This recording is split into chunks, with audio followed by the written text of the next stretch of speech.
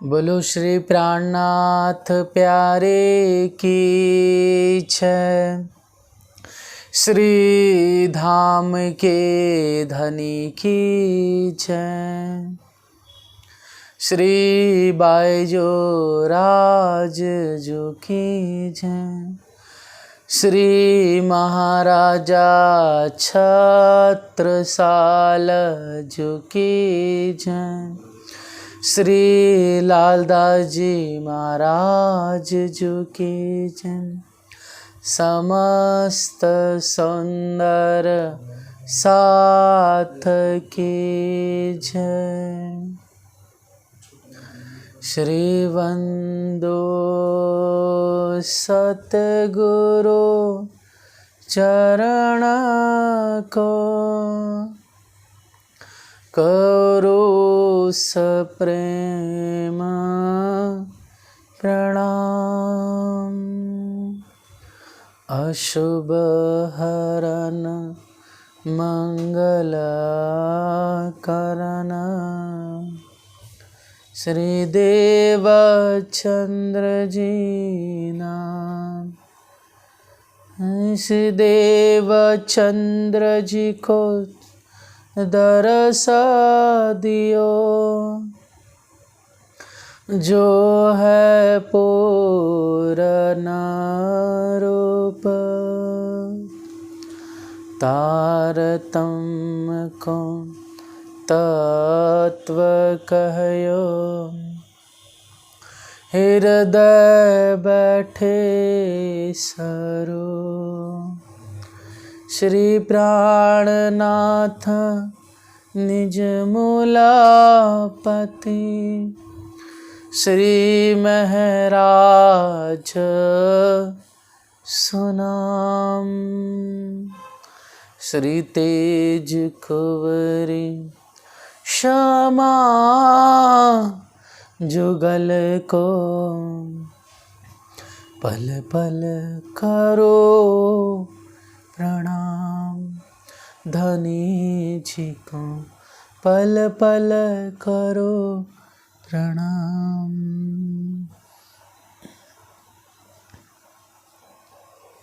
प्रणाम संसार जी, प्रणाम। आइए सुंदर साथ जी प्यारी सी चौपाई दोहरा लें। श्री महामत कहे एक मोमिनो, एक की हकीकत। अब मुकदमा कहो, फरदारोज क़यामत। फरदारोज क़यामत।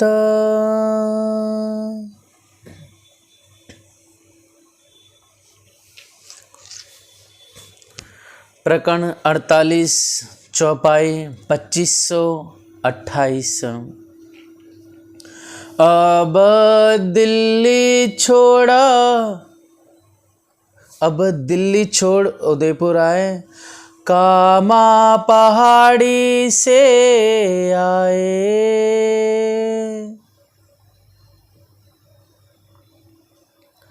कामा पहाड़ी से होए।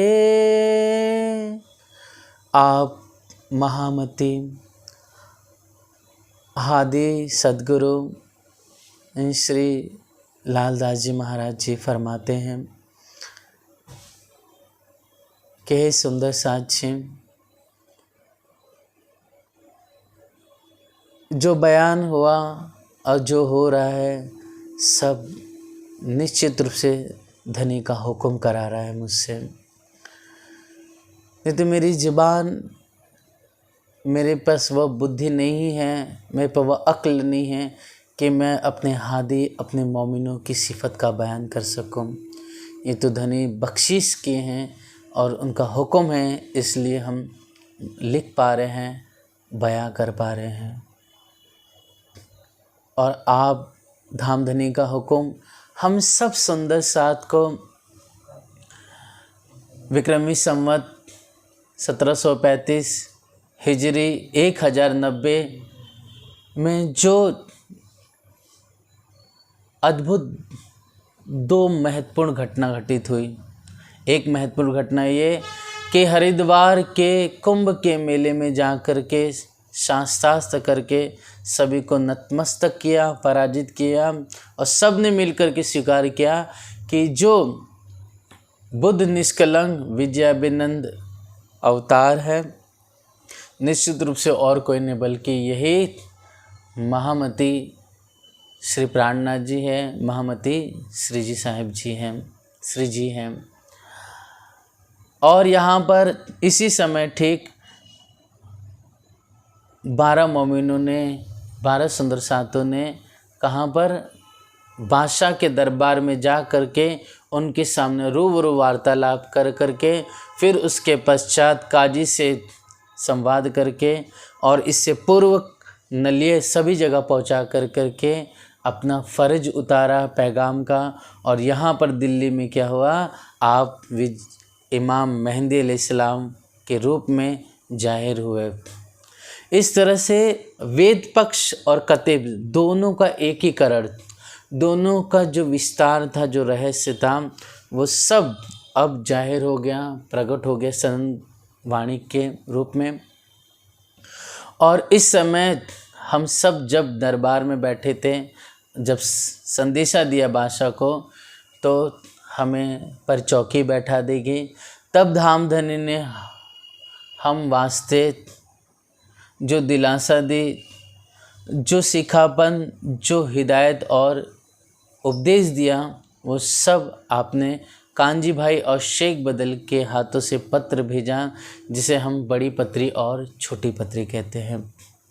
अनेक प्रकार के विधि की सिखापन धनी कृपा से हमने विगत तकरीबन सुंदर सादी 4 दिनों से हम बड़ी पत्री के बारे में ही और छोटी पत्री का वर्णन श्रवण किए अच्छी तरह से। और अब हादी लाल जो ने फरमाया था कि अब हमें दूसरे मोर्चे की तलाश में जाना पड़ रहा है। ये सब क्या कर दे, हम जाना नहीं चाहते हैं ऐसी स्थिति में, लेकिन क्या करें, धनी को यही गमता है। इस तरह से आप हादी यहाँ पर कामा पहाड़ी पर जब एकांत में बैठे थे, कामा पहाड़ी सुंदर साथ जी जो भरतपुर के तकरीबन बाजू में पड़ता है, हम आज भी दिल्ली जाएंगे तो वहाँ पर भरतपुर स्थान आता है, वहीं पर कामा पहाड़ी है। उस कामा पहाड़ी पर है ना, कामा पर धानी एकांत में बैठे थे।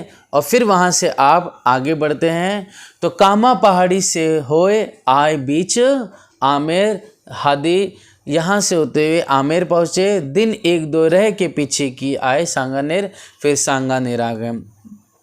आज भी सुंदर साथ जी, जैसे कि जयपुर बहुत बड़ा स्थान कहा जाता है, एक मेन सिटी भी है, और राजस्थान का बोलते हैं कि जो मुख्य स्थान राजधानी बोल सकते हैं उसको, है ना, तो वो क्या है, यह जयपुर है, जिसे पिंक सिटी भी कहते हैं। तो ठीक जैसे कि ये दिल्ली है, यह है जयपुर, है ना, ये दिल्ली है, यह है जयपुर। तो जयपुर के ठीक उत्तर की तरफ, मतलब दिल्ली की साइड में आमेर पड़ता है, लगभग 11-12 किलोमीटर पे। और ठीक जयपुर से ठीक नीचे की तरफ, मतलब उदयपुर की तरफ 12-13 किलोमीटर की दूर पे सांगानेर पड़ता है। इस तरह से आमेर और सांगानेर के बीच में उदयपुर का क्षेत्र कहा जाता है। तो आप धामधनी आमेर पहुँचे, फिर यहाँ से होते हुए लगभग 20-22 किलोमीटर दूर सांगानेर था, वहाँ पर आप चलते हुए पहुँचते हैं। थे मुकुंदास उदयपुर, वहाँ से आए सांगानेर। अब मुकुंदास जी को कहाँ पर थे, क्योंकि दिल्ली में जब सभी को वस्तु बांटी थी जोश में, तब धामधनी का हुक्म पा करके आप से मुकुंदास जी महाराज जी आप कहाँ पहुँचे थे, उदयपुर पहुँचे थे। वहाँ से आए सांगानेर, अर्थात उदयपुर में जागनी कर करके आप कहाँ पर पहुँचे, सांगानेर पहुँचे थे। तहाँ चर्चा करने लगे, सुना शोर लड़ाई का जोर। अर्थात जब सांगानेर पहुँचे तब पता चला कि वहाँ ऐसी ऐसी घटना हो गई है कि 12 जो सुंदर साथ आए थे वो सब नज़रबंद में हो गए हैं। और यहाँ पर निश्चित रूप से श्री जी भी कामा पहाड़ी पर एकांत में हैं। चारों तरफ बहुत सारे सुंदर साथ भाग खड़े हुए हैं और चारों तरफ शोर शराबा मचा हुआ है सुंदर साथ के नाम पर। इस तरह से आपने श्रवण किया तो आप सांगानेर से होते हुए आगे बढ़ते हुए 20-22 किलोमीटर दूर आमेर पहुंचते हैं। तब वहां से चले आए, पहुंचे आमेर, वहां श्री जी साहब जी की खबर सुनी, फिर आए सांगानेर। जब आप आमेर पहुंचे मुकुंदास जी महाराज जी, तब पता चला कि हादी श्री जी यहाँ पर पहले से आ चुके हैं, फिर उदयपुर के लिए प्रस्थान हुए हैं। तो आप मुकुंदास जी महाराज जी क्या हो गए, आमेर से फिर नीचे की ओर चलते हैं सांगानेर की तरफ। तहाँ राह बीच में शेख बदल भाई मिले, तहीं उसी समय बीच रास्ते में सुंदर शाह जी कौन, शेख बदल भाई मोमिन मिलते हैं। 300 मील चल के आए पेड़े मवासियों के। फिर यहाँ से आप चलते हुए जब आ रहे थे तो वहाँ पर मवासियों की बस्ती मिली। मवासी मतलब वो हो गए जो भेड़ है, बकरी है, गडेरिया है जो कहा जाता है सुंदर शाह जी, या फिर गाय है, बैल है, ऐसे जो जानवर होते हैं, पालतू जानवर है ना, उन पक्षियों को क्या करते हैं, ये चराते हैं और उनकी सेवा करते हुए अपना जो उपार्जन करते हैं, जो दूध और उनकी वस्तु से। तो इस तरह से वहाँ मवेशियों के क्या है बस्ती मिले। अब चूँकि वह अज्ञान से उत्प्रोत थे, ज्ञान था नहीं उनके अंदर, इसके लिए उन्होंने क्या है, तीनों ताके मारने थे पैसे बीच कमर। अर्थात जब उन मवासियों को पता चला कि इनके पास धन दौलत है, और जावेद उस समय आप लगभग 300 और 400 रुपये, मतलब कुल मिला के 700 रुपये ही थे दोनों के पास, लेकिन उस समय 700 रुपये भी बहुत बड़ी रकम होती थी। क्योंकि ये लोग अल्पज्ञानी थे और इनको पता नहीं था कि धर्म क्या है, इसलिए इन मवासियों ने क्या किया, सोचे कि इनको मार देंगे तो क्या होगा, हमें धन मिल जाएगा। इसलिए वहाँ के लोगों ने क्या किया, उनको मारने की कोशिश की। डर लगा बहुत तक भागे उत्ते, फिर वहाँ से आप भाग करके आते हैं। तहाँ से आए पूर्वमंडल, अर्थात यहाँ पर सुंदर शाह जी पुर नाम का एक गांव था, पूर्वमंडल। तहाँ आप मुकुंदास जी और आप श्री शेख बदल भाई यहाँ पर पहुँचते हैं। अब देखिए एक संजोग बनता है कि धामधनी भी आते आते सांगानेर जा रहे थे, लेकिन यहाँ पर पूर्वमंडल गांव की तरफ रुक जाते हैं। श्री साहब जी बैठे देखे एक खाटू पर। आप दोनों वहाँ से जा रहे थे, वहीं पर भ्रमण कर रहे थे। इतने में देखा कि एक घर के निकट बाहर खाट पर हमारे धनी बैठे हुए हैं और छबिलदास आगे खड़ा और मलुकचंद नाम, छबिलदास जी भाई और मलुकचंद भाई, आप दोनों धनी के संग खड़े थे। दो दुखी पड़े चौदा जोर थी इष्ठाम। इस समय सुंदर शाह जी, आप हादी ने और श्री छबिलदास जी और मलुकचंद ने किसी भी प्रकार से अन्न ग्रहण नहीं किया था और न जाने कितने दिन से आप बिना अन्न के थे। इसलिए इतना कमज़ोर हो गए थे, इतने मतलब दुखी हो गए थे बिना भोजन के, कि आप जैसे ही मुकुंदास जी महाराज जी और शेख बदल भाई देखते हैं तो देख के प्रणाम करते हैं हादी को और सुंदर साथ को। लेकिन जब देखते हैं कि धनी कहते नहीं हैं उन्हें कि हम भूखे हैं, लेकिन जैसे ही देखते हैं वैसे समझ में आ जाता है कि बहुत दिन से भोजन नहीं किया, क्योंकि शरीर हड्डियों का ढांचा बन के खड़ा हो गया था। उस समय देखते ही प्रणाम किया, दर्द खड़ा हो गया कि हमारे धनी जो इस संसार को खिलाने वाले हैं, हमारे हादी श्यामा जी स्वरूप पूरे संसार को अखंड का अमृत का रसपान करा रहे हैं, जो इस संसार में सभी इस नरक रूपी जहान में जन्म मरण के चक्कर में उलझते थे, उनको दिव्य इस अखंड पद का सुख दिया, अखंड पद का आराम देने के लिए वे संसार में आए हुए हैं।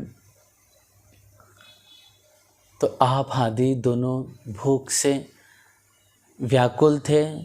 व्याकुल कहने का तात्पर्य है कि बहुत भूख लगी थी, कितने दिनों से न जाने आपने अन्न भी ग्रहण नहीं किया था। इसलिए हे सुंदर साथ जी देख के पहचान जाते हैं। और ये वही दौर है सुंदर साथ जी जब आप हादी मोहम्मद साहब, जब आप मक्का मदीने के दरमियान में थे, उस समय मक्का में लोग खाना बंद कर देते थे, पीने की व्यवस्था बंद कर देते थे।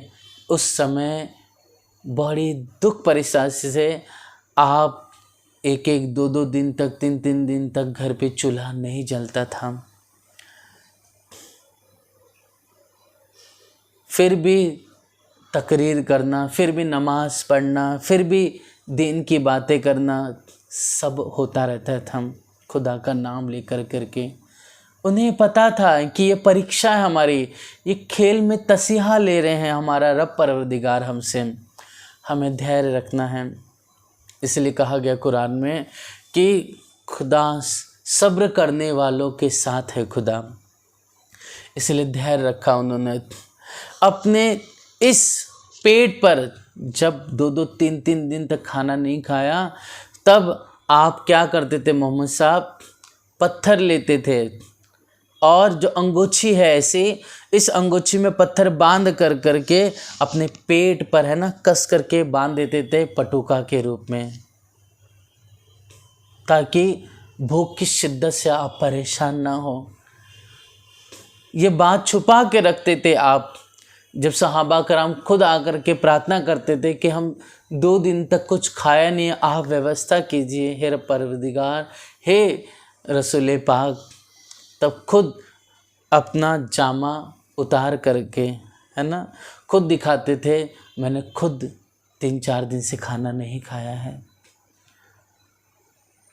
हफ्ते हफ्ते बीत जाते थे, घर पे चूल्हा नहीं जलता था। इसी प्रकार है सुंदर सा जी धनी देवचंद जी को याद कीजिए कि जब वो 4 साल तक कच्छ में सच्चे सदगुरु की खोज के लिए निकले थे आप, मैं कौन कहाँ से, मुझे इसकी पहचान करा दे, कोई समर्थ सदगुरु मिले, इसके लिए आप 4 साल तक भ्रमण किए। तो क्या धनी देवचंद जी को उस रेगिस्तान कच्छ में, जो आज भी चले जाइए कितना स्थान वहाँ पर सुनसान पड़ा हुआ है, ऐसे समय में सुंदर से धनी देवचंद जी भी भूखे रहे। ये धर्म आज ऐसे नहीं खड़ा हो गया है। आज ये धर्म कितनी कुर्बानी, कितना त्याग, कितने आंसू बहे हैं, कितने सुंदर साथ मिटे हैं हमारे हादी, तब जा करके नियामत हम सबको आज घर बैठे आसानी से प्राप्त हो रही है। इसके लिए हमको तो धनी का इसके लिए शुक्रिया अदा हमेशा करना चाहिए कि हमें आज इतनी सहजता से सब कुछ मिल जा रहा है, वाणी पढ़ रहे हैं, सब कुछ कर रहे हैं। सिर्फ धनी कहते हैं कि अपना दिल दे दो मुझे, अपनी चेतना मुझे दे दो,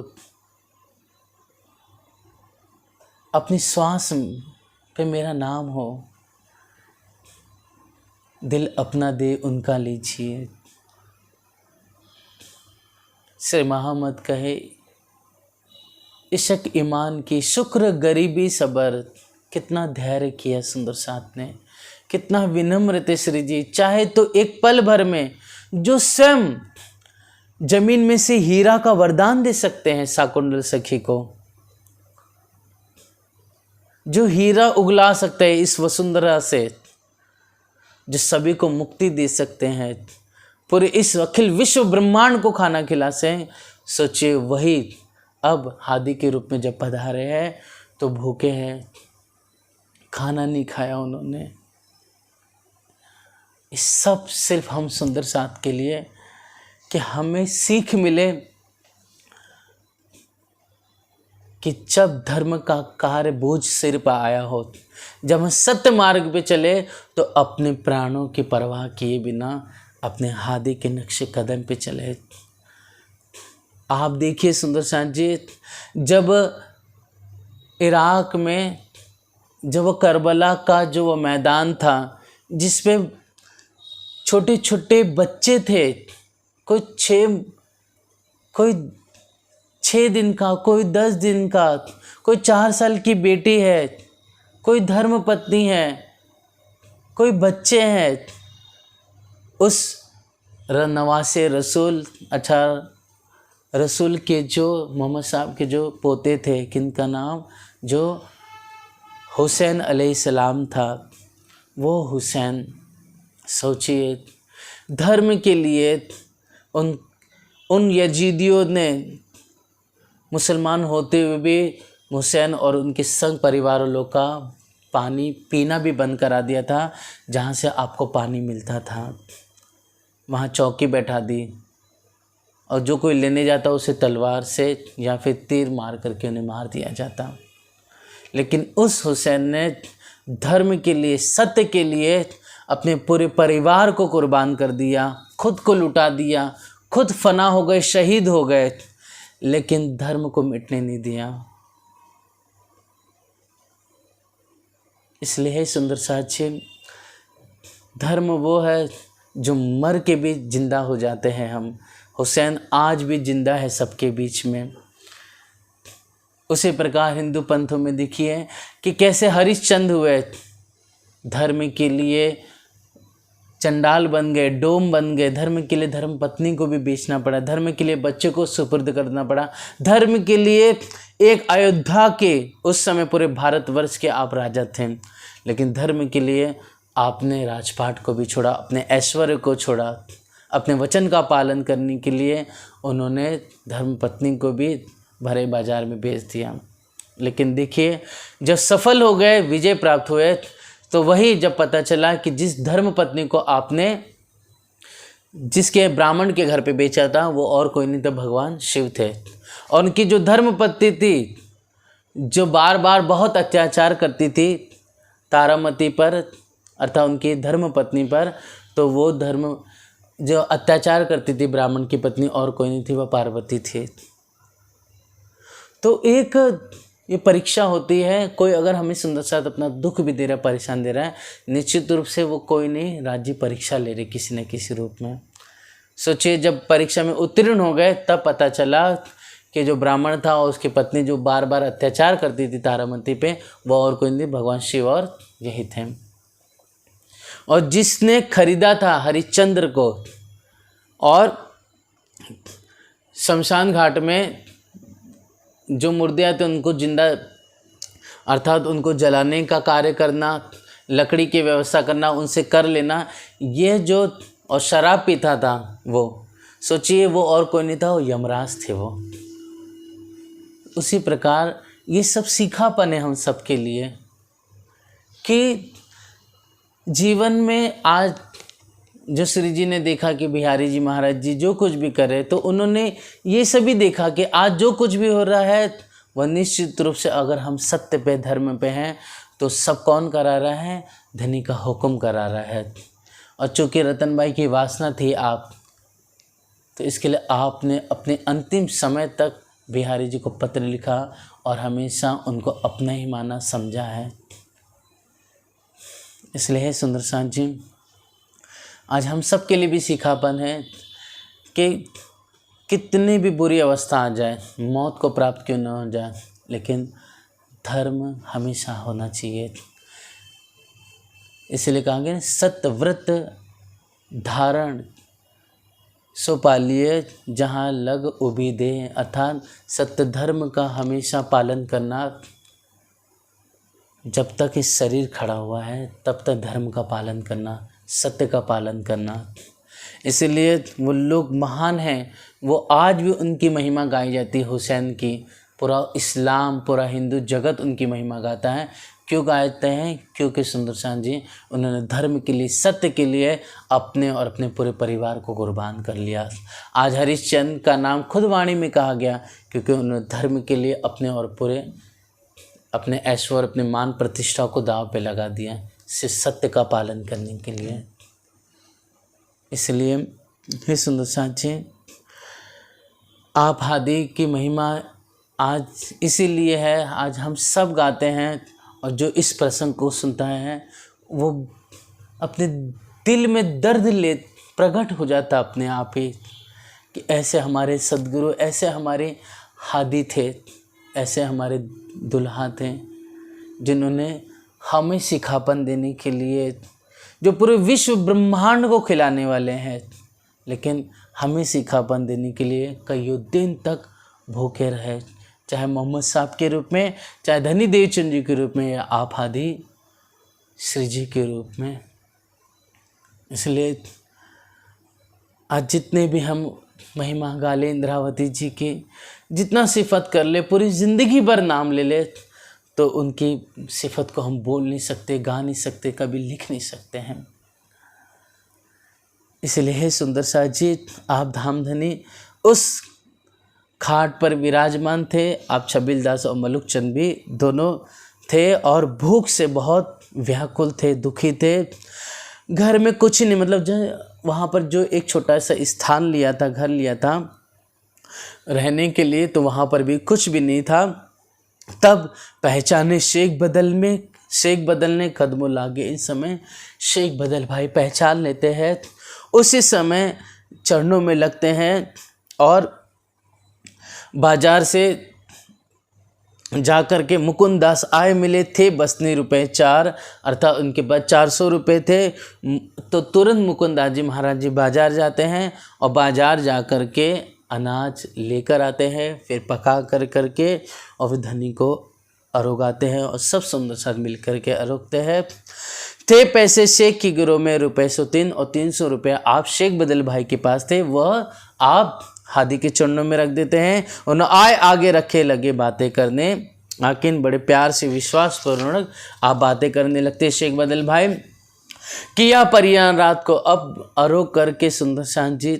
फिर रात का समय होता है, फिर उसके बाद मुकुंद दास मिल करके सलाह मशवरा होती है। मुकुंद दास के मन में खेद हुआ, दिल से दुखी हुए, क्योंकि दिल से दुखी होने क्यों हुए वो, कि हमारे 12 सुंदर साथ एक तो अभी भी औरंगजेब के दरबार में है ना, ये चीज़। दूसरी चीज़, बहुत सारे सुंदर साथ दूर भाग गए वहाँ से, आप हादी भी अलग हो गए और इतनी ऐसी स्थिति हो गई, सब सुंदर साथ बायजू राजी सब बिखर गए हैं। तो इसके लिए बहुत आपको दिल में दुख हुआ कि सुंदर साथ को कई प्रकार से कष्ट अलग अलग रूप में झेलना पड़ रहा है, क्योंकि जब साथ में थे तो बड़े प्यार से अरोगते थे, हंस कर के कीर्तन करते थे, आनंद से उत्साह से बातें होती थी, चितवन होता था, धनी के साथ आनंद रूपी प्रेम रूपी चर्चा होती थी, जिससे हम सब मदमस्त रहते थे। लेकिन आज ऐसा दौर आया, बायजू राजी सुंदर साथ आगरा में है इस समय महिलाएं, फिर आप कुछ सुंदर साथ दिल्ली में है, कैद में है, तो कुछ दिल्ली के बाहर हैं, कुछ भाग के खड़े हो गए हैं, और आप हादी श्री जी एक यहाँ कामापाड़ी से तो यहाँ पर पहुँचे हुए। तो ऐसा विचार करके, मन में विचार करके आपके दिल में बहुत दुख विलाप होता है। श्री जी साहिब जी के दिल की लगे बात पूछने, देखी कैसी मसरत करत है, हुआ कसाला ऊपर मोमिन को जो दुख परेशानी हुई है, जो कष्ट हुआ है, उसके संबंधित आप श्री जी क्या विचार रखते हैं, अब आगे क्या करना है। ऐसा करके वह धनी से बातें करते हैं। तब श्री जी ये कहा, अब ना छोड़ो इन्हें और इलाज कर मारो, जड़ उखाड़ो बुनियाद पर है। अब निश्चित रूप से हादी कहते हैं, अब मैं इन अत्याचारी मुसलमानों को, इन यवनों को छोड़ूंगा नहीं, इनको निश्चित रूप से जड़ से ही इनको उखाड़ के फेंक दूंगा। जोर देखी हिम्मत श्री जी साहिब जी के मन में, जब श्री जी साहिब जी ने इतने जोश में कहा और उत्साह से जो बातें की, तब आप विचार करते हैं मुकुंदास जी। अब कहते हैं, अब कहाँ को जाएंगे, विचार कहो हमसे कि हे धनी अब आप कहाँ जाएंगे, आप हमें विचार करके कहिए। तब यहाँ पर सुंदर शांत जी, इत जरगा पंथी बहुत है, तहाँ आदमी मिले लाख, ए धनी बाबा का पंथ है, ए अपनी पूरी साख। इस समय मुकुंदास जी महाराज जी कहते हैं कि हे धनी, यहाँ पर जरगा पंथी बहुत लोग रहते हैं, अर्थात जरगा पंथ है। जरगा पंथ सुंदर शांत जी, जो आज से लगभग कुछ 2000 वर्ष पूर्व, आज से लगभग 2000 वर्ष पूर्व एक दरगाह जी करके उदयपुर क्षेत्र में एक शख्स हुए, जो मेघ वंश जाति में पैदा हुए। तो कहा जाता है कि बाल अवस्था के बाद जब उनकी विवाह होना था, लेकिन उनके अंदर इतना भक्ति भाव था, वैराग्य था कि आई हुई बारात को उन्होंने जो दुल्हन थे उसको अपनी बहन बना दिया और उनको विदा कर दिया। फिर उन्होंने बहुत ज़्यादा तपस्या साधना की अलख नाम से, और भगवान का बहुत उपासना की अलख करते हुए और भजन करते हुए, तपस्या करते हुए, तब जा कर के उनको कहते विक्रमी संवत जब 113 हुई। कितनी? विक्रमी संवत जब 113 हुई, तब उस समय उनको भगवान के दर्शन हुए। और भगवान के जब दर्शन हुए तब उन्होंने कहा कि हे दरगाह, मांगो क्या मांगना चाहते हो। तब उन्होंने यही कहा कि धाम धनी की और नाम जरगा मांगा। मतलब हे धनी आपका नाम हो और नाम जरगा मांगा, मतलब नाम साथ साथ में आपके पीछे हमारा हो। इस तरह से जब ये मांगा तब तथास्तु कहा कि हम तुम्हारी सेवा भक्ति से बहुत प्रसन्न हैं, इसके लिए आज से तुम्हारे नाम के आगे मेरा नाम होगा। इस तरह से सुंदर सा जी यहाँ पर कहा जाता है जरगा राधणी, अर्थात जरगा राधणी मतलब जरगा मतलब होता है दरगाह जी को ही जरगा कहते हैं। जरगा के धड़ी मतलब जो अलग जो थे भगवान, उस अलग भगवान स्वरूप ने आके जो तपस्या के रूप में उनके प्रस देख करके खुश होकर के जो उनने वर मांगा, मतलब क्या उन्होंने कहते हैं धन दौलत ना चाहिए घर बार, मतलब न उन्होंने धन मांगा, न दौलत मांगी, न घर बार मांगा, केवल जरगा, न केवल सिर्फ जरगा का नाम हो, अलख का आधार, और अलख हमारे प्रीतम है, हमारे जीवन है और हम उनके दास है। ऐसा करके उन्होंने उपासना ये चाही थी। इसलिए सुंदर सा जी वही दरगाह जी जरगा जी के नाम से विख्यात हुए।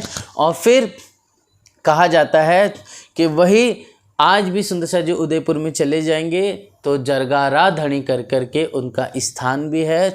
और वहीं पर आप के बहुत सारे शिष्य ऐसा कहते हैं, इन्हीं परंपरा में आगे रामदेव पीर भी हुए। इसी इनके जो धर्म ग्रंथ हैं उसके अंदर प्यारे सुंदर शान जी अपनी हर एक प्रकार से साक्षी लिखी हुई है। इसलिए कहा गया यहाँ पर इत जरगा पंथी है तहाँ आदमी मिले लाख, धनी बाबा का पंथ है अपनी पूरी साग। और फिर इन्हीं में एक धनी बाबा हुए, उन्हीं का एक पंथ चला इसमें जरगा पंथी में। इस किताब में, इन किताबों में अपनी सारी साक्षी लिखी हुई है सुंदर साथ की, धनी की और इस जागनी की लीला की। ये बात सुन करके मुकुंदास जब से आपने श्रवण किया तब मुकुंदास जी महाराज जी पर हुक्म हुआ तो देख बातें करके उत बुलाओ हम। मुकुंदास जी जब ये कहा तब श्री जी ने सुना। उसके बाद मुकुंदास जी पर हुक्म हुआ तो देख बातें करके उत बुलाओ हम, तो देख जा कर के बातें कर। जब वो ईमान लेकर आए समर्पित हो तब हमें बुला लेना। मुकुंदास मलुक चंद चले वहाँ से। जब इस तरह से अब शेख बदल भाई छबिलदास जी श्री जी के संग रह जाते हैं और मलुक चंद भाई और मुकुंदास जी आप चलते हैं। जब आगे बढ़े सुंदर साथ जी तो भील दौड़े 3 पर भाग के छूटे। तब जब वहाँ आगे जा रहे थे जरगा पंथी से मुलाकात करने, उसी समय भील लोग आकर के मारने के लिए प्रयत्न करते हैं। भील लोग सुंदर साथ जी बहुत पहले से चले आ रहे हैं। भील लोगों को ही निषाद या पुलिंद जाति भी कहा जाता है। साथ साथ में भील लोगों का वर्णन त्रेता युग में भी आया है। ऐसा कहा जाता है कि जो शबरी थी वह एक भील जाति के राजा की सुपुत्री थी, है ना। क्योंकि जब उनका विवाह हो रहा था उसमें कहते कि सैकड़ों निर्दोष जानवर थे, उनकी बलि सिर्फ शादी के लिए ही देने वाले थे। जब ऐसा उनको पता चला कि मेरी विवाह के लिए सैकड़ों जानवरों की बलि दे रही है, इसलिए उन्होंने रातों रात उस समय भाग करके घर से क्या कर दिया, शादी नहीं की और उसके बाद जा कर के वह जंगल में बहुत दूर चली गई। इस तरह से सुनसा जी भील जाति का बहुत सारा वर्णन आया हुआ है। ये भील जाति निषाद और वनवासी आदिवासी या पुलिंद करके इन्हें पुकारा भी जाता है। तो ये भील जाति के जो लोग थे चूँकि धन संपत्ति की लालच की वजह से यहाँ पर मुलुक चंद और मुकुंदा जी महाराज जी को धन लूटने के लिए और इनको मारने के लिए वहाँ पर दौड़ते हैं, लेकिन धनी की कृपा से वहाँ से छूट करके वे आगे बढ़ते हैं। अब मुकुंदास जी विचार के आया उदयपुर गया लाधू मसानी की यहाँ करी श्री जी साहिब जी की फिक्र। इस तरह से सुंदर शाह जी मुकुंदास जी महाराज जी जो कि लाधू मसानी से पहले मिल चुके थे, यहाँ पर मिल करके श्री जी साहिब जी के बारे में बताते हैं। तब वह इच्छा जाहिर करता है कि हम श्री जी से मिलना चाहते हैं, आप उन्हें बुला लाइए। इन समय बनमाली दास, इस समय सुंदर शाह जी बनमाली दास खंबा से रामबाई और गोदावरी के संग आते हैं, श्री जी के चरणों लगते हैं। मुलाकात करी इन्होंने तन मन दिया धन, मेला मोमिनों का हो चला खुशहाल हुआ मन। इस तरह से मन में बहुत आनंद आता है जब सुंदर साथ का एक दिव्य मिलन होता है। श्री बाई जी और साथ रहे आगरा में, मुकुंदास आए पहुँचे पाई खबर उनसे। इस तरह से बाई जी और महिला सुंदर साथ जी बच्चे सब उस समय आगरा में रहते थे, क्योंकि पहले वर्णन आगरा का नहीं आया सुंदर साथ जी। तो ऐसा है क्योंकि आप हादी ने कहाँ पर छोड़ा था, अनूप शहर, तो अनूप शहर से कारण कारज बना, इसलिए आप कहाँ पर बाई जी और सुंदर साथ आगरा आ गए। क्योंकि उस समय जब 12 मोमिन वहाँ पर गए और उस समय कुछ ऐसी बात ना हो जाए, तब उसी समय हुक्म हुआ था कि अनूप शहर से आप आगरा चले आइए। इस तरह से सुंदर साथ कुछ वहाँ पर चले गए थे और बाईजी और बच्चों को लेकर के आप कहाँ पर आ गए थे, आगरा पधारे थे। इसलिए हे सुंदर साथ जी, यहाँ पर आप बाईजू राज जी और सुंदर साथ यहाँ पर आगरा पहुँच गए थे। अब यहाँ पर श्रीजी मुकुंदास जी धनी के पास पहुँचते हैं। लाधू मसानी आया 20 दिन इस्लाम, तिन ने बुलाए तब दई जागा रहने की ठाम। तब लाधू मसानी ईमान लेकर आ गया है धनी, इसलिए उन्होंने आपको बुलाया। ऐसा कहते हैं जब धनी आते हैं, लाधू मसानी अपने घर पे अपनी हवेली में धनी को सुंदर साथ को रुकाते हैं। अब यहाँ से सुंदर साथ जी पत्र लिख देते हैं धामधनी और कुछ सुंदर साथ को भेज देते हैं। तब बाई जी को बुलाए, आप चले उदयपुर। यहाँ पर पत्र लेकर के आप किसको भेज देते हैं, सुंदर साथ को, और कहते हैं कि बाई जी और सबको आप लेके उदयपुर पहुँचो।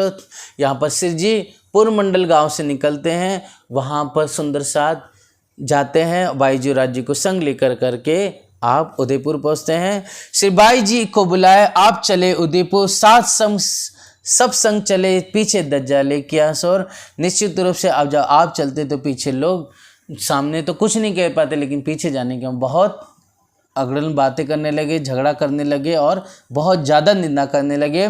लाधू भाई के आए उतरे, जब पहले धनी आए तो लाधू मसानी के भाई के यहाँ पर उतरे। उन्होंने चाहा कि उसके बाद जाकर के लाधू मसानी के घर पे आए वाला जी। ओ तब उन हवेली दई उतरे उन ठौर, तहाँ चर्चा होने लगी रही बात न हक बिन। और नया मंडान हो चला, सात आवत बीच इस्लाम, हुई वेद कतेबी की चर्चा, इत पाया विश्राम। इस तरह से यहाँ पर बहुत सारे मुसलमान भाई भी आने लगे, साथ साथ में बहुत सारे हिंदू सुंदर साथ भी आने लगे। मतलब आ करके जब श्री जी करते थे चर्चा दिव्य, तो यहाँ पर लटपट होते हुए कभी वेद की, कभी उपनिषदों के, तो कभी कुरान के, दोनों का एकीकरण करके बताते थे। जैसे वेद और कतेब, आज हम सब सुंदर साथ को इतना ज्ञान है, लेकिन निश्चित रूप से ये सब कृपा सिर्फ धनी के है। आज जो दिल्ली में रह कर के मुसलमान नहीं समझे, तो कहा जाता है उदयपुर में बहुत सारे मुसलमान भाइयों की जागनी हुई है, जिनका आगे नाम भी आएगा। तो आप हादी जब चर्चा कर रहे हैं तो वहाँ पे एक वेद का पक्ष रख रहे हैं और एक कुरान का पक्ष है।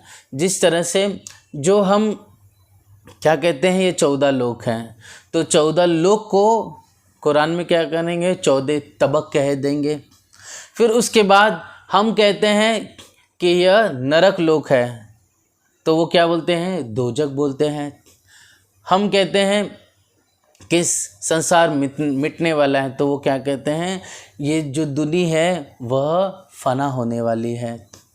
फिर साथ साथ में सुंदर साथ जी हम कहते हैं बैकुंठ है तो वो क्या कहते हैं, मलकुत कहते हैं। हम अगर मैकाइल कह रहे हैं, अगर मतलब हिंदू धर्म में अगर ब्रह्मा जी कहते हैं वो क्या कहते हैं, मैकाइल कहते हैं। जो हम शिव जी कहते हैं तो वो क्या कहते हैं, अजराइल कहते हैं, मतलब रूह कब्ज करने वाला कहते हैं। फिर जो भगवान विष्णु है उन्हें ही अजाजिल का रूप कह के पुकारा गया है। इस तरह से यह एक वेद की बात कर रहे हैं तो एक कतिब की बात कर रहे हैं। तो हम अगर कहते हैं कि ज्योति स्वरूप है तो वो क्या कहते हैं, सूर्य सितारा कहते हैं। अगर हम कहते हैं निराकार है तो वो क्या कहते हैं, ला मकान कहते हैं। अगर हम कह रहे हैं कि अक्षर ब्रह्म है तो वो क्या करते हैं, नूर जलाल कहते हैं। अगर हम कहते हैं कि अक्षर धाम तो वो क्या कहते हैं, जबरूत या सदरतुल मुंतहा कहते हैं। अगर हम कहते हैं दिव्य परम धाम तो वो क्या कहते हैं, लाहौत कहते हैं। मूल मिलावा हम कहेंगे तो वो क्या कहेंगे, हाहूत कह के पुकारते हैं।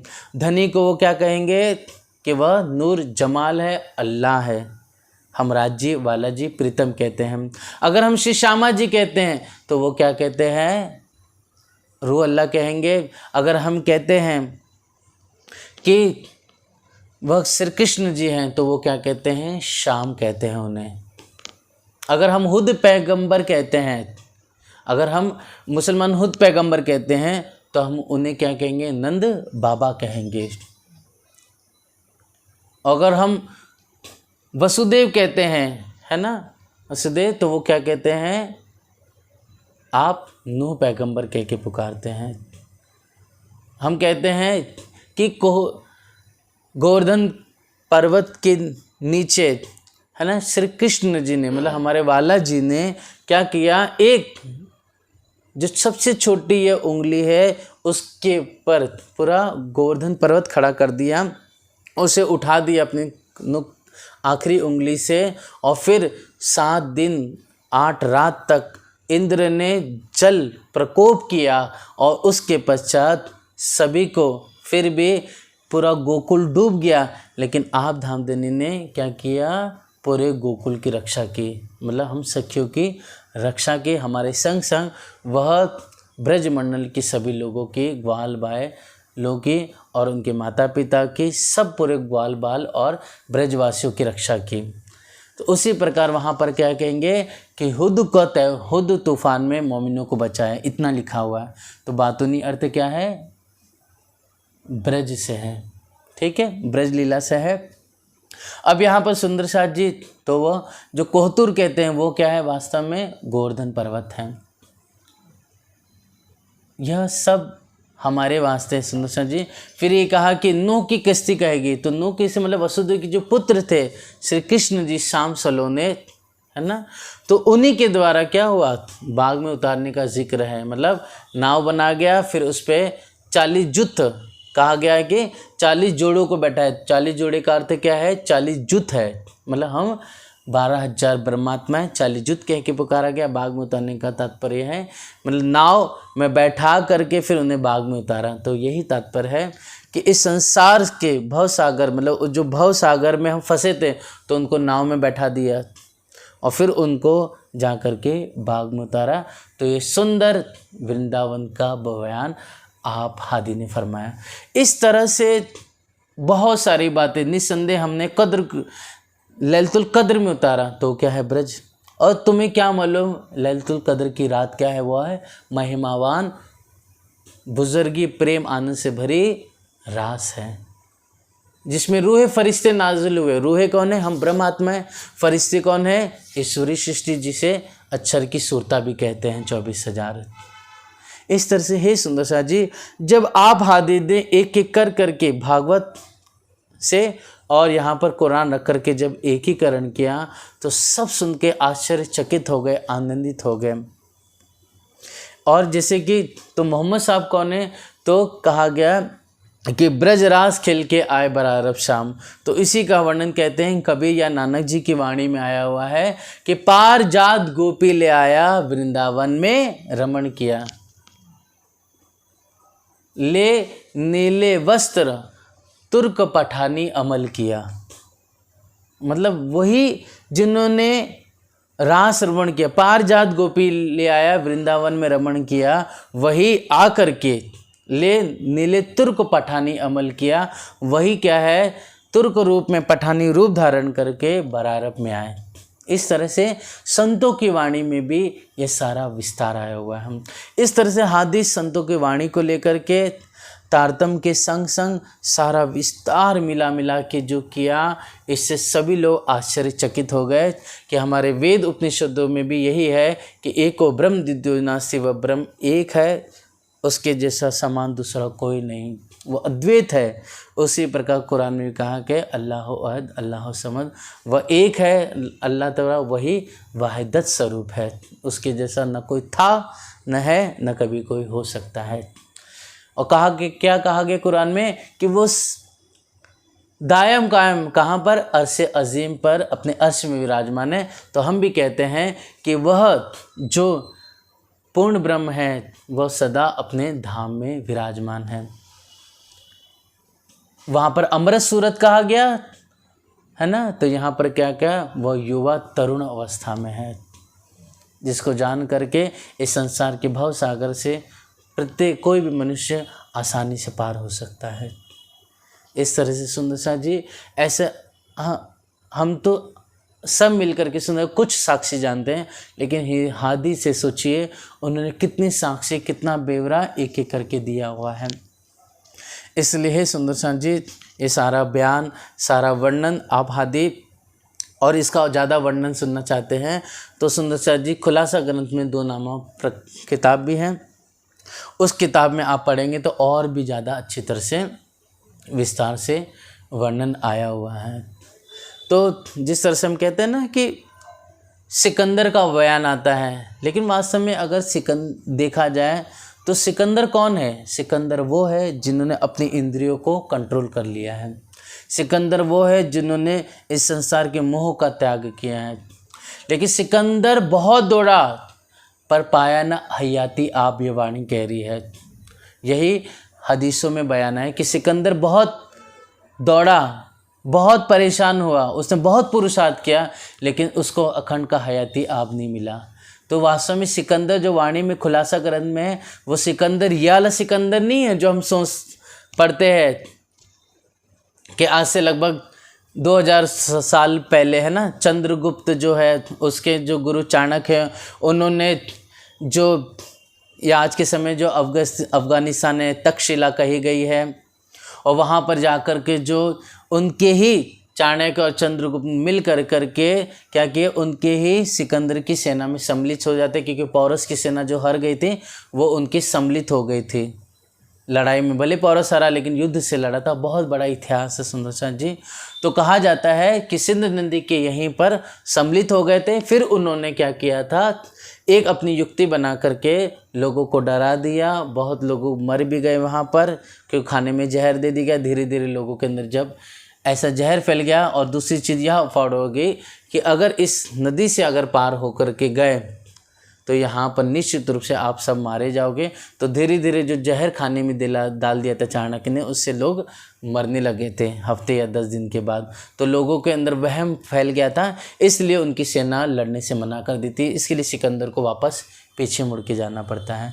तो ये वो सिकंदर नहीं है जिसका वर्णन आप हादी कर रहे हैं। सिकंदर वो है सुंदर सांझ जी जो बड़े बड़े जितेंद्री हुए, बड़े बड़े ऋषि हुए, बड़े बड़े भक्त हुए, जिन्होंने अखंड मुक्ति के लिए इस संसार के भव सागर के पार जो अमृत है प्रेम का, उसे पाने के लिए जो पुरुषार्थ किया है, जिन्होंने बहुत मेहनत की लेकिन फिर भी पा ना सके, उन्हें ही वास्तव में सिकंदर कह के पुकारा गया है। तो यहाँ पर सारा वर्णन आप बड़े अर्थात खुलासा ग्रंथ में वर्णन है सुंदर सांझ जी, और कई विस्तार दिए गए हैं। आप हादी ने इस उदयपुर शहर में आकर के सारा जब वर्णन किया तो बहुत लोगों की यहाँ पर सुंदर साथ की जागती थी, जिसमें हिंदू भाई भी होते हैं, बहुत सारे मुसलमान भाई भी होते हैं। और यहीं पर आकर के सुंदर साथ जी आप बाईजू राज जी भी वहाँ से आ जाती है, मतलब आगरा से बाईजोराज जी बच्चे और बहुत महिलाएं सुंदर साथ जिन्हें स्वरूप दे के पुकारा गया है, वे सब भी धनी के संग उदयपुर में आके मिलन होता है। नया मंडान हो चला 700 आवत बीच इस्लाम, इस तरह से नए सुंदर साथ की बहुत आमदनी होती है। हुई वेद कतिब की चर्चा, इत पाया विषम, सभी को बहुत प्रेम सुख मिलता है। इत चर्चा होने लगी जहाँ तहाँ सोई खबर, सब दीदार को आवत चर्चा सुनने पर। अपने साथ के लोग जो ताकि चित भय सन्मुख, दीदार श्री जी साहिब जी के बड़ो जो बायो सुख। इस तरह से हादी का सुंदर दर्शन पा करके मीठी जुबान से, जो हलीमी जुबान से जो आप चर्चा करते थे, वो सुन करके सब आनंद को सुख को प्राप्त हो गए। इस समय नूर मोहम्मद सो हो गई मुलाकात, गला चर्चा सुन के निके सुनी बात। नूर मोहम्मद का यहाँ जागनी हो जाती है। इत सैयद 12 से सुनी चर्चा, दिन इस्लाम ईमान लाए। इस समय देख मोमिनो काम, यहाँ पर एक सैयद है, वो भी ईमान लेकर आ जाते हैं। और भीखू सोनी आया राधा रुकमन, और सुंदर सोना आई कदमो मोमिन।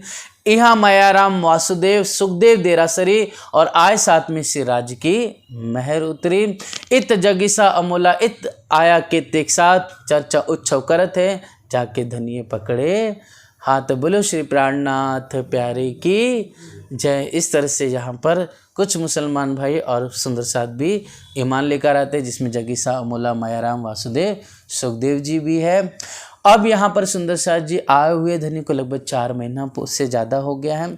और यहाँ पर यो मास 4 भय 7 लड़े संग सुल्तान, तीनों ने अरज करे लिखिए पहचान। ए सरिये सो हम लड़े देख आए ननो निदान, बिना सोटे इन पर एक क्यों न लावे ईमान। यहाँ पर पत्र लिख करके सुंदर साथ भेजते हैं कि हे धनी, ए हादी मेरे, अब निश्चित रूप से हर प्रकार से देख लिया, इनको ज्ञान दे दिया, लेकिन ये ऐसे नहीं कि प्यार से समझ जाएं।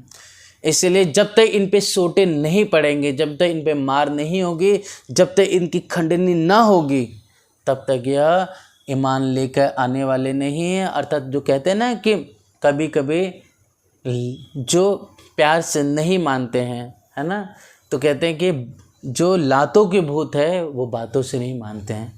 इसलिए कभी कभी प्यार से कोई चीज़ नहीं समझ पे तो उनको डंडे से ही समझाना पड़ता है। इसलिए कहते जब तक धनी का आजाब नहीं होगा, जब तक धनी की चोट मार नहीं पड़ेगी इन मुसलमानों पर, तब तक ये लोग नहीं समझेंगे। हमने निश्चित रूप से चारों तरफ से देख लिया, सारा सब कुछ बता दिया, लेकिन ईमान लेके आने वाले नहीं हैं। तो पैगाम कुफेरिया सुनना हक सुबान, अर्थात खुदा के राज्य के वचनों को इन लोगों ने ईमान नहीं लाया, सनन को इन्होंने नहीं माना। अब हम राह देखते जो हमको आवे हुकुम, तिन माफक हम करे जैसा लिख भेजो तुम। अर्थात अब हम तो आपके हुक्म पे, जैसा आप कहोगे वैसा ही हम करेंगे। इस तरह से सुंदर सा जी पाती आई। यहाँ पर शेख बदल को तुरंत धामधनी पत्र लिख करके भेज देते हैं कि निश्चित रूप से आप वापस से आ जाइए, हम उदयपुर है। पाती शेख बदल लाया दिल्ली बीच मोमिन, सुन के सुख पाइया दिल हुआ रोशन।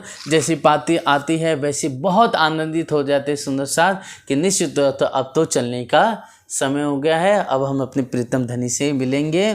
जाए शेख सलेमान पे। अब सुंदर साथ जी आप सुंदर साथ शेख सलेमान के पास जाते हैं, कहते कि हमको आप रजा दे दीजिए, हम अपने ठौर को जाएंगे। तब काजी ने कहा कि मैं सुल्तान से बात करूंगा, उसके बाद आपको कहूँगा कि क्या सुल्तान का हुक्म है।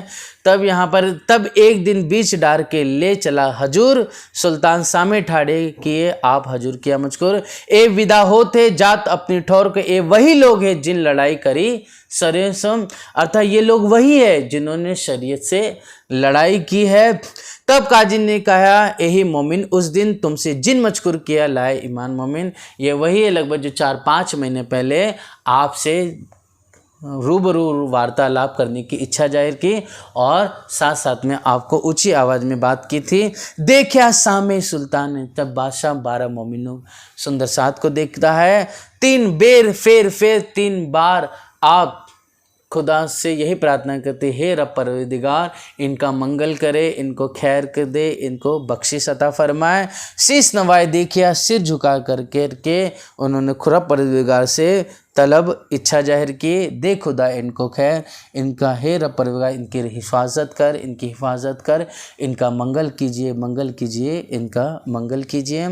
100 रुपया खर्च देने का हुआ हुक्म। तब उसी समय ये जब जा रहे हैं, इसके लिए, इनके खर्चे के लिए 100 रुपया दे दीजिए। बादशाह फरमाता है, तुरंत दौड़ करके वहाँ पर लेकर आते हैं 100 रुपया और मोमिनों को देते हैं। तब जब राजा दई सुल्तान ने तब राजी हुए मोमिन, विदा हो के चले रहे एक दूसरे दिन। 1-2 दिन दिल्ली में रह करके आप आए पहुँचे उदयपुर, मुलाकात करी श्री राज, भेग बदल सामी भय इस्लाम के काज। इस तरह से आप मोमिन सुंदर साद यहाँ पर उदयपुर पहुंच जाते हैं और मुलाकात जैसे धनी से करते हैं सुंदर साथ से, तो सबके मन प्रसन्न, चित्त आनंदित हो जाते हैं। एक लक्ष्मण भीम भाई, श्यामदास खिमाई, श्यामल दास गरीब और संग लाल भाई, अर्थात श्यामल दास से चिंतामणि जी, गरीब दास जी और लाल भाई, श्यामदास, लक्ष्मण और भीम भाई। श्याम भाई राम राय ए आए पहुँचे कदम, मिलते ही सुख पाइया इन्हों सौंपी आत्म। अर्थात 4-5 महीने के बाद जब धनी से मिलते हैं तो बहुत आनंदित और खुशी होते हैं। इस समय उदयपुर में बड़ा भया चर्चा को पूर्व, दर्शन श्री राज के हुए बड़ा रोशन हुआ जहूर। इस तरह से वाला जी के मुखारविंद से प्यारी चर्चा को सुन करके, हादी के सुंदर मुखारविंद से दिव्य चर्चा श्रवण करके चारों तरफ उदयपुर में शोर मच जाता है। 7 आहेड़ का आया और मोटी बाई, अर्थात 7 आहेड़ का, आहेड़ मतलब यहाँ पर उदयपुर के ही कहते हैं कि यहीं पर आहेड़ नाम का एक स्थान है, वहाँ उस गांव से भी कुछ सुंदर साथ आ जाते हैं, जिसमें मोटी बाई है। मोटी बाई बड़े प्यार से राज्य से मीठी मीठी बातें करती और राज्य को बहुत हंसाती थी। मस्करी से राज सो करे, खुशखबरी राज सो पाई। इस तरह से आज भी बहुत सारे सुंदर साथ होते हैं जो राज्य की, बस उनको कुछ नहीं, राज्य की मीठी मीठी बातें करें और राज्य से मस्करी करने का ही काम सोचता है। वही सुंदर साथ से बहुत ज़्यादा हंसी मजाक भी कर लेते हैं। इसके अंदर मोटी बाई भी है और आज भी ऐसे कुछ हमारे बीच में प्यारे सुंदर साथ हैं। राणी ने एक बात सुनी अपनी मजलिस में। अब जो राणा राज सिंह था अपने दरबार में बैठा हुआ था, उदयपुर का वह राजा था, तो वह जब दरबार में था तब उस समय वहाँ के जो पंडित पुरोहित लोग हैं वह आकर के बहुत कोई निंदा करे, कोई स्तुति करते थे। कोई कहे बड़े साधे इनके अनंत लोचन, कोई कहता है कि बहुत बड़े साधु है, इनके बहुत अनंत लोचन है। कोई कहे ठग है, कोई कहते हैं तो ठग है, इन्होंने देख धरा मोमिन, अर्थात इन्होंने तो परमहंसों का रूप धारण किया हुआ है। कोई कहे मुसलमान है भेजे सुल्तान, और कोई कहता है तो मुसलमान है, इस्लाम कुरान की बात करते हैं, तुमको मुसलमान करने कहे वचन बिन पहचान। इस तरह से आपको मुसलमान बनाने के लिए आए हुए हैं। ऐसा धनी को हादी की बिना पहचान के लोग अनसड़क उल्टी सीधी बातें कर रहे थे। कोई कहे कुरान पढ़ते, कोई कहे वेद करते, इन भात राणे आगे बाता बतावे ऐब। इस तरह से अनेक प्रकार की निंदा करने लगे। और आज भी हर जगह यही है कि अपने अपने शहर में, अपने अपने गांव में, हर जगह क्या होता है कि जो आजू बाजू के लोग हैं वो पूरी बात तो सुनते नहीं हैं। तो कोई कहते हैं देखो लोग मुसलमान हैं, है ना, कोई कहता है ये तो हिंदू का रूप धारण की, लेकिन पूरे मुसलमान हैं, इनके पास नहीं जाना चाहिए, ये तो मोहम्मद की बात करते हैं, ये तो हमारे देवी देवताओं को नहीं मानते हैं। ऐसा करके बहुत लोग निंदा करते हैं। जो कुछ समझदार होता है तो कहता है देखो कितने महान हिंदू धर्म हैं, कि हिंदू धर्म के बारे में जानते हुए भी ये निजानन प्रणामी लोग और इस्लाम की भी बात करते हैं। इस तरह से आप महिमा गाते हैं तो कोई निंदा करते हैं। इस तरह से रानी के बाद ये सब बातें वह सुनता रहा। राणे पंडित भेज दिए जाए के देखो तुम, वहाँ कैसी चर्चा होते सुनाओ सारी हम। तब यहाँ पर राणा राज सिंह पंडितों को भेज देता है कि जा आप जाके चर्चा करो, देखो वो कौन है, कैसे लोग हैं, क्या विचार है उनका, क्या वह सत्य में हिंदू धर्म को मानते हैं कि या सिर्फ हिंदू का रूप धारण किए, आप चर्चा कीजिए।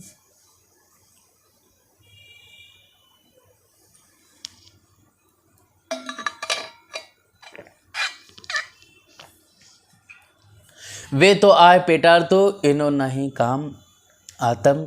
हादीलाल दत्त जी महाराज जी फरमाते हैं कि ये लोग जो पंडित आए थे वो पेटार तो मतलब उदर कारण हरि को भेजो मूड़ो पायो यही रोजगार। इस तरह से यह मूढ़ जो है मूर्ख लोग सिर्फ उदर के कारण पेट पालने है ना के लिए क्या है पंडित बने हुए हैं। इनको धर्म से कोई मतलब नहीं है। मतलब है तो बस शास्त्र पढ़े हुए हैं और थोड़ा मंत्र बोले और थोड़ा सा दान पुण्य किए, नाम का हवन यज्ञ किए और फिर क्या चाहते हैं हमारा घर भर जाए धन दौलत से, हमारे नाम प्रतिष्ठा हो जाए। इसके लिए यह सब उदर कारण पेटार्तु लोग थे। इनको धर्म से आत्म से कोई मतलब नहीं है, आत्म कल्याण से कोई मतलब नहीं। इनका पेट पल जाए, इनकी महिमा हो जाए, बस इतना ही इनको काम था और कुछ काम नहीं था। उस समय वैसे लोग थे और आज भी वैसे लोग आज भी विद्यमान है। सुंदर साथ जी, कोई ज़्यादा विस्तार करने की ज़रूरत नहीं है। आप बेहतर जानते हो क्योंकि आप बहुत जगह जा चुके हो और हम सब हर जगह जा जा करके देखते ही हैं। और 40 प्रश्न भागवत के 15 वेदांत की सुनाए कान। जब यह सब पेटार्तु पंडित पहुँचते हैं धनी के पास, तब यहाँ पर हाथी से दिव्य चर्चा होती है। तब यहाँ पर 15 वेदांत के जो वेदांत के 15 प्रश्न हैं और भागवत के जो 40 प्रश्न हैं उनका प्रश्न पूछते हैं तो वो लोग जवाब नहीं दे पाते हैं। तब आप हादी यहाँ पर प्रश्न का जो जवाब है वो सारा बयान कर देते हैं। जवाब ना आवे उनको दिया ना जाए उत्तर, तब सब मिलके विचारी करने लगे फिक्र। तब यहाँ पर जब श्री जी प्रश्न पूछते तब जवाब नहीं दे पाते हैं, लेकिन फिर हादी यहाँ पर जवाब दे करके उनको संतुष्ट करते हैं। लेकिन यहाँ पर क्या हो जाता है, ये लोग विचार करते अगर ये इतना अभी प्रश्न पूछा हम जवाब नहीं दे पा रहे हैं, कहीं राजा रानी सिंह के पास जाके बात पता चले कि हम लोग इनका जवाब नहीं दे पाए तो ये सब क्या करेंगे, राजा राणा सिंह हमें निकाल देगा और इनको ही पंडित बना के अपने दरबार में रख लेगा। इनके जो शिष्य चेले मंडली आए हुए इनको रख लेगा। तब हमारा पेट कैसे पलेगा, हमारे परिवार कैसे चलेगा, हमारी प्रतिष्ठा हमारी इज्जत चली जाएगी पूरे उदयपुर में। तब ऐसे यह मूर्ख लोग, ये मूर्ख पंडित लोग क्या करते हैं, एक तो जा करके निंदा करने लगते हैं, एक तो बुरे वैरागी हमारा भानेंगे रोजगार, निश्चित रूप से हमारा व्यापार को मिटा डालेंगे, हमारा धन व्यवसाय खत्म कर देंगे, इनकी निंदा कीजिए तुम सब मिल होवे खबरदार। इस तरह से पंडित पेटार्तु मूर्ख लोग जा कर के क्या करते हैं, मिल करके राणा के साथ निंदा करते हैं कि इनको तो कुछ ज्ञान नहीं है, सिर्फ अगड़न भगड़न मिल करके बातें बना करके सबके सामने प्रस्तुत करे। ये कोई पंडित नहीं है, ये कोई ज्ञानी लोग नहीं है, सब अल्पज्ञानी है और अहंकार के वशीभूत अपने कुछ शिष्यों को लेके आकर करके यहाँ पर बैठे हुए हैं और अनगढ़ंत बातें करते चले जा रहे। ऐसा राणा राज सिंह से कहते हैं। इसलिए श्री लालदास जी महाराज जी कहते हैं कि यही जो पंडित मूर्ख लोग हैं, अज्ञानी हैं, ये अगर राणा से कह देते राज सिंह से कि यह सत्य धर्म पर है, यही वास्तव में बुद्ध निष्कलंक अवतार है, यही सत्य की राह पर है, जो ब्रह्म मुनि की बात हो, यही वही लोग हैं, यही परम धर्म की प्यारी सखियां हैं। जब ऐसा कह दे तो राणा राज सिंह ईमान लेकर आता। लेकिन इन्हीं जैसे उन काजी, उन आरिफों और उन जो उस्ताद है, उन लोगों की वजह से बादशाह औरंगजेब तक पूर्ण सच्चाई नहीं पहुंच पाई। अगर वो काजी ईमान लेकर आ जाता, सिद्दी पौलाद या उस्ताद निजाम, तो निश्चित रूप से क्या होता, तो बादशाह भी ईमान लेकर आता, पूरे मुसलमान बन जाते हैं। वहीं पर जय हरिद्वार में अगर वो बड़े बड़े आचार्य, बड़े बड़े गौस्वामी कहे जाने वाले बड़े बड़े सन्यासी ईमान लेकर आ जाते हैं, तो पूरे हिंदू धर्म में सिर्फ निजानंद होता, चारों तरफ डंका बज जाता, पूरे हिंदुस्तान में सिर्फ धनी की जयकारा लगती। लेकिन इन्हीं मूर्ख लोगों की वजह से, यही पेटार्तु पंडितों की वजह से, यही उदर कारण हरि को बेचे मुड़ो यही पायो रोजगार। ऐसे ये जो इन लोगों को कितना भी कह दे सुंदर शाह जी, हालांकि शब्दों की मर्यादा है, नहीं तो इन लोगों ने इतना अधर्म किया है, वास्तव में जान करके भी अनजान करके।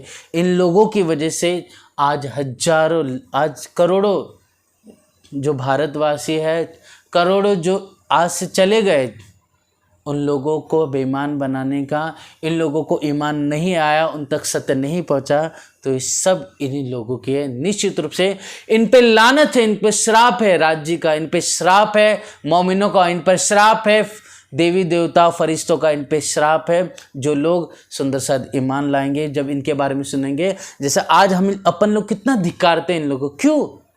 क्योंकि अगर ये लोग ईमान लेकर आ जाते तो पूरा विश्व जगत आज निजानंदी हो जाते, सब धनी की जयकार लगाते।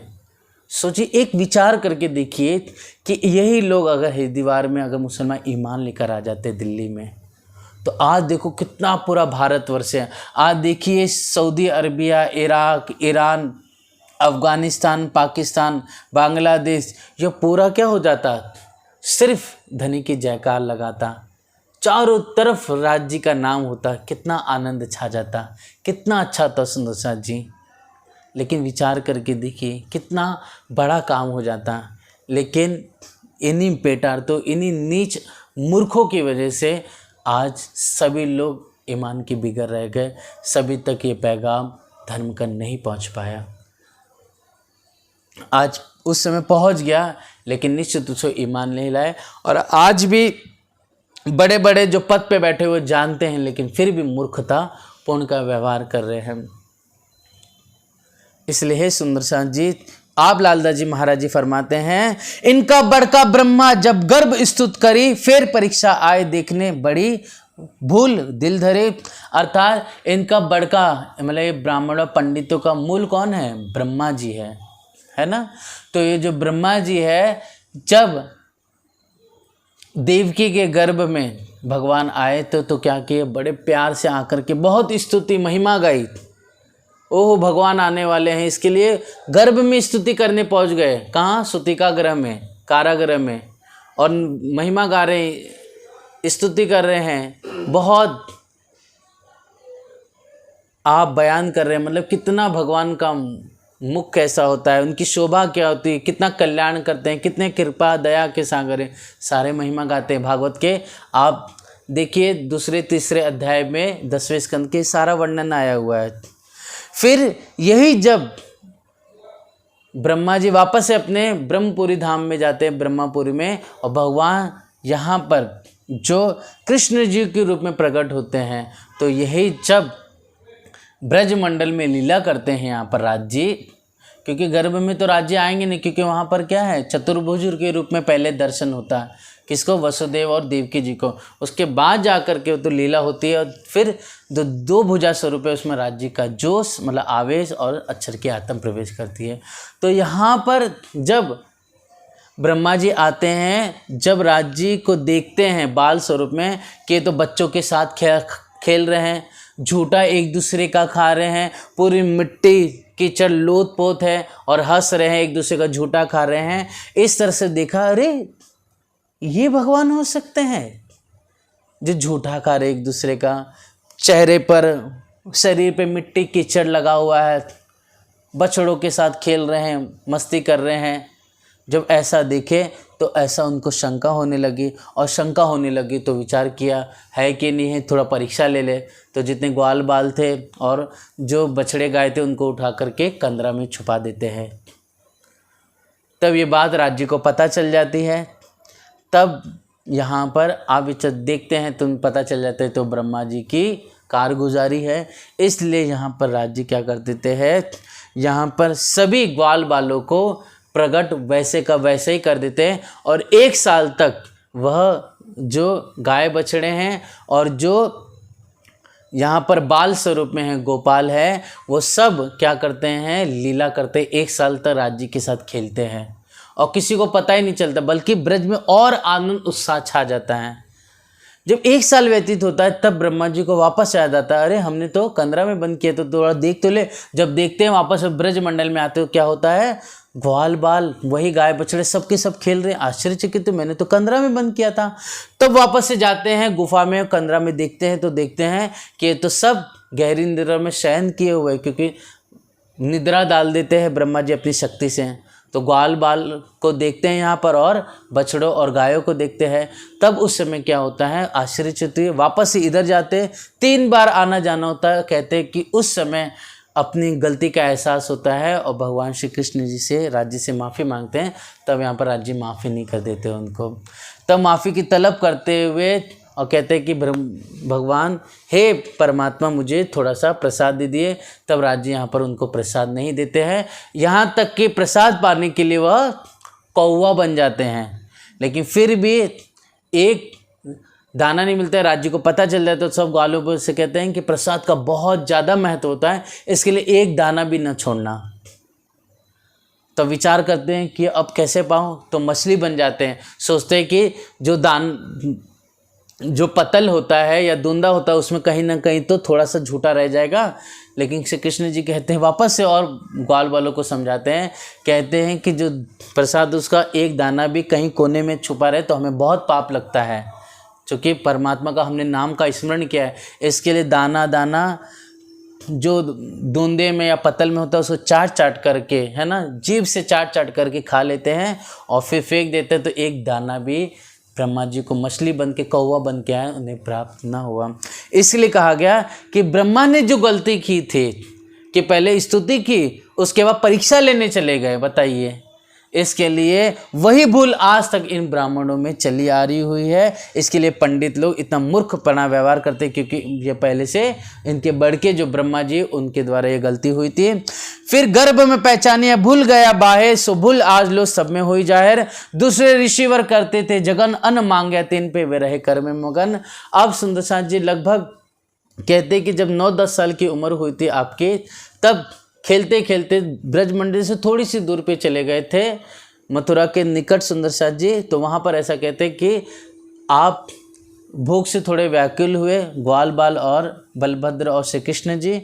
तब उस समय वहाँ पर आप राज्य ने कहा कि ग्वाल बालों से जाओ, वहाँ पर ऋषि लोग हैं, उनसे जाके कहो कि हमने अन्न मांगा है खाने के लिए, भूख लगी हुई है। तब वहाँ पर ग्वाल बाल जाते हैं तो ऋषि लोग ओम स्वाहा ऐसे करके वेदों की स्तुति करते हुए, मंत्रों का उच्चारण करते हुए यज्ञ कर रहे थे। तब जब ग्वाल बालों ने कहा तो किसी प्रकार से उन्होंने सुना नहीं, कोई उत्तर नहीं दिया, अपने कर्म में मगन थे। वापस आए तो कहा कि वो तो सुनते नहीं है, ऋषि लोग मुनि लोग सुनते नहीं हमारी बात। तो कहा कि किससे मांगे, तो कहा कि हमने तो ऋषियों से मांगा। तो कहा कि उनसे नहीं, जा कर के उन ऋषियों की जो या ब्राह्मणों की जो पत्नी हैं उनसे जाके मिलो और कहे हमारा नाम लेना। जब वो गए उन ऋषि पत्नियों के पास तो कहते हैं कि जब यज्ञ होता है, यज्ञ के लिए क्या रखा जाता है, एक अन्न रखा जाता है ना, भोग के लिए, देवताओं के लिए। तो सुंदरसाज जी उसी समय, मतलब यज्ञ होता है तो परमात्मा की स्तुति, देव की स्तुति की जाती है, देव का अर्थ भी परमात्मा होता है। तो जब वह ग्वाल बाल गए और जब ऋषि पत्नियों को कहा, तो जैसी सुने कि कृष्ण ने कहा है तो तुरंत दौड़ भाग कर के आती है, बड़े प्यार से बालाजी को और ग्वाल बालों सबको अरोगाती हैं। जब सब कुछ हो जाता है तब जाने का आदेश होता है। तो कहते कि अब हम किस मुख से जाएं, हमारे पति हमें स्वीकार नहीं करेंगे। तब उन्हें आश्वासन देते हैं कि चिंता मत करो, तुम्हारे पति भी तुम्हें स्वीकार करेंगे, ये पूरा विश्व जगत पूरा तुम्हारी महिमा हमेशा गाता रहेगा जब तक इस संसार है, इसलिए तुम चिंता मत करो, तुम चले जाओ, तुम्हें स्वयं स्वीकार कर लेंगे। अब यहाँ पर जब वो लौटते हैं तो उनके ऋषि जो पति होते हैं, ब्राह्मण होते हैं, उन्हें कुछ नहीं कहते हैं। और यहाँ पर चारों तरफ आज भी सुंदरसाज जी उन ऋषि पतियों की महिमा गाई जाती हैं। तीसरा कहते हैं पहचाना इनकी स्त्रियों ने भई शोभातीन, आज लो ब्रह्मांड में चर्चा होत आगे मोमिन। मतलब ब्रह्म आत्माओं के आगे आज भी दिव्य चर्चा होती है भक्तों के बीच में। भृगु बड़ा इनका लात मारी। अब तीसरा उदाहरण दे रहे हैं, एक हो गया ब्रह्मा जी का, दूसरा इन ऋषियों का यज्ञ में जो मगन थे, तीसरा भृगु जी का है। कहते हैं कि भागवत के 10वें स्कंद के जो ब्रह्मा जी का प्रसंग है, भागवत के 10वें स्कंद के पहले दूसरे तीसरे अध्याय में आया है, 14वें अध्याय में आया है सुंदरसाज जी। और भागवत के 10वें स्कंद के जो 89वें, मतलब 90 में एक कम जो अध्याय, क्योंकि कुल 90 अध्याय है 10वें स्कंद में, भागवत के, और 10वें इस 89वां जो अध्याय है, मतलब 90 में एक कम, उसमें सुंदर सा जी वर्णन है। सुखदेव महामुनि राजा परीक्षित से कहते हैं कि एक बार सरस्वती नदी के निकट यज्ञ हुआ, तो सभी बड़े बड़े ऋषि, बड़े बड़े तपस्वी साधु यहाँ पर इकट्ठा हुए, यज्ञ हुआ। तो यहाँ पर बातचीत करते करते ये हुआ कि तीनों देवताओं में बड़ा कौन है, ऐसा विचार होने लगा। सब लोग अपना मत कहने लगे, लेकिन निष्कर्ष नहीं निकला। तब सबने किसको, भृगु ऋषि को खड़ा किया कि आप ही हल निकालिए। तब उस समय भृगु ऋषि वहाँ से बैकुंठ पहुँचे। तो बैकुंठ में सुंदर से सतलोक पहुँचे। तो सबसे पहले सतलोक में कहाँ गए, ब्रह्मा जी के पास। चूँकि आप भृगु कौन है, ब्रह्मा जी के मानसिक पुत्र हैं, तो एक तो प्रजापति भी कहे जाते हैं, पिता भी है, लेकिन परीक्षा लेनी थी, इसलिए भृगु गए। वहाँ पर वीणा नाद सुन रहे थे ब्रह्मा जी, और ब्रह्मा जी ने देखा मेरा पुत्र आया है, और जा करके बैठ गए। न उनको प्रणाम किया, न उनकी महिमा गाए, न स्तुति। तो यहाँ पर बहुत क्रोधित, गुस्से हो गए ब्रह्मा जी कि कैसा ये मेरा पुत्र है, और आ करके न मेरी स्तुति की, न मेरी महिमा की, न मेरा प्रणाम किया, और के बैठ गया यहाँ पर। तो बहुत गुस्सा हुआ, लेकिन फिर अपने मन को शांत किया कि नहीं नहीं, मेरा पुत्र ही तो है, भले नहीं किया तो कोई बात नहीं। ऐसा करके जब उनके मन की स्थिति को देख लिया भृगु जी ने, तब वहाँ से भृगु जी वहाँ से आगे बढ़ते हैं, तो जाते हैं कैलाश में। अर्थात आप भगवान शिव जी के पास जाते हैं, भगवान शिव के पास जाते हैं, चूँकि आप भगवान शिव भी ब्रह्मा जी के मानसिक पुत्र कहे जाते हैं। इसलिए आकर के भगवान शिव क्या चाहते थे, आकर के गले लगे, लेकिन क्या भृगु ऋषि ने मना कर दिया कि नहीं नहीं, मुझे नहीं मिलना है, क्योंकि परीक्षा ले रहे थे। तो उस समय क्या हुआ, शिव जी बहुत क्रोधित हो, गुस्से हो गए, और बोहे चढ़ गए उनके, और तलवार अपना ये त्रिशूल निकाल के जैसी मारने की कोशिश की, तो पार्वती जी ने तुरंत रोका कि नहीं नहीं, आपके भाई आपको ऐसा नहीं शोभा देता है, आप तो साक्षात भगवान हो, आप तो भोले हो, आप तो दया के सागर हो, अपने ही भाई को मारोगे तो संसार क्या कहेगा आपको। ऐसा करके जब पैर पकड़ लिए पार्वती जी ने, तब थोड़ा शांत हुए शिव जी। तब यहाँ से आपने निष्कर्ष निकाला कि जो तमोगुण के अधिष्ठाता कौन है, भगवान शिव जी, और रजोगुण के अधिष्ठाता कौन है, मतलब सतोगुण और तमोगुण दोनों का मिक्सिंग वो किस में है, ब्रह्मा जी में है। क्योंकि ब्रह्मा जी को क्रोध जबरदस्त आया, चाहते थे कि डांट दे या फिर उनको सजा दे, लेकिन अपने आप को समझा लिया। भगवान शिव तो मारने ही वाले थे, लेकिन क्या हुआ, किसने रोका, पार्वती जी ने रोका। अब यहाँ से सुंदर सा जी कहाँ पर गए, बैकुंठ में गए। तो बैकुंठ में गए तो आप लक्ष्मी जी विराजमान थे, और उनके ही चरणों पर आप सिर रख करके आराम फरमा रहे। कौन, भगवान विष्णु। तो जैसे विष्णु जी को देखा, तब तुरंत आए भृगु जी ने, तुरंत अपने पैर से छाती से धम्म करके उनके अपने पैर से उनकी छाती पे मार दिया। जैसे ही मारा तो भगवान विष्णु जागृत होते, अरे तुरंत पैर पकड़ लेते कि भगवान हमसे गलती हो गई बहुत बड़ी, हमें क्षमा करना।